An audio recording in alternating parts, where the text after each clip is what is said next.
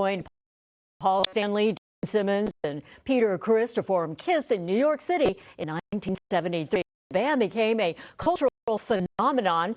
It's widely regarded as one of the most influential music groups of all time. Frehley recently fell in his studio and just last week canceled all of his remaining 2025 tour dates because of medical issues.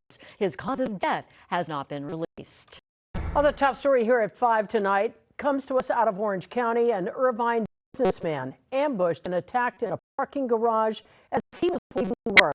He tells us the three armed men got away with his watch, which he says is valued at $1,000. Good evening, everyone.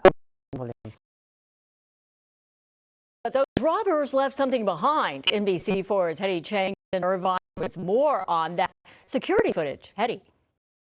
The businessman says he's now offering a $50,000 reward for any information leading to an arrest. He says that he always parks in his designated spot.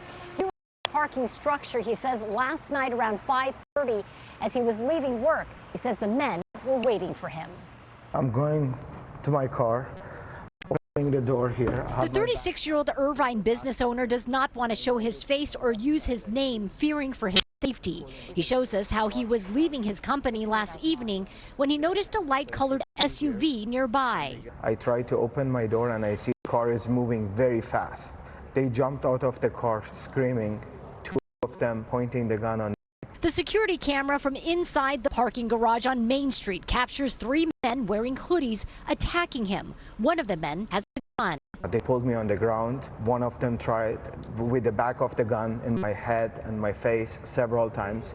Guy with a white hoodie was sitting on my face and screaming, "Shoot him, shoot him." I couldn't see anything. I just heard like how he's clocking the gun back and forth several times. You heard that? I don't know. I think I'm lucky to be alive. The man says the robbers took off with his watch. He says is a Richard Mille valued at $600,000. A gift to himself. He says he only wears occasionally. I'm working 14, 16 hours a day, and this is a symbol for success. Something I have done over and over for many years. This is something meaningful for me. You think that these people knew who they were after and what they were after? 100%. They came. I had my backpack on me. The car was running. It's a $300,000 car running. They could have taken the car. They could have taken the backpack, my wallet. They just went for the watch. Honestly, I think life is not the same after that. I'm gonna be afraid all the time. You see those stuff on the TV, you see on the social media, but you never think this can happen actually to you in person. Irvine police confirmed to NBC4 that they are investigating. They say they've gathered evidence from yesterday's robbery, including fingerprints. In Irvine tonight, Hetty Chang, NBC4 News. A federal grand jury has indicted President Trump's former national security advisor, John Bolton. The Department of Justice presented its case to the grand jury in Maryland today after FBI agents searched his home in August. They say they have evidence he mishandled classified information after he left the Trump administration. Bolton served as national security advisor from April of 2018 through September of 2019 when he was fired. He then became a vocal critic of President Trump. Bolton released a statement within the last hour saying these charges are not just about his focus on me or my diaries, but his intensive effort to intimidate his opponents. I look forward to the fight to defend my lawful conduct and to expose his abuse of power. USC has formally declined to sign a Trump administration compact that was sent to 9 U.S. universities. It calls on them to agree to a series of conservative deals or ideals in exchange for priority consideration for federal funding.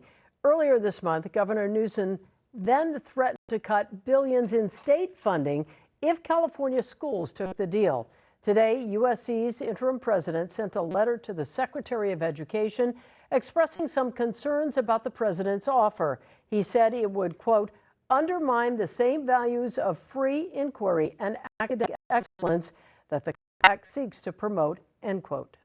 Today, federal officials announced charges against 2 L.A. area real estate developers. They're accused of stealing money that was intended to help the homeless. NBC4's Alex Rozier joins us live from downtown L.A., where one of the men just appeared in court about an hour ago. Alex. Yes, Kathy, these are two separate cases, but both men are accused of misusing millions of taxpayer dollars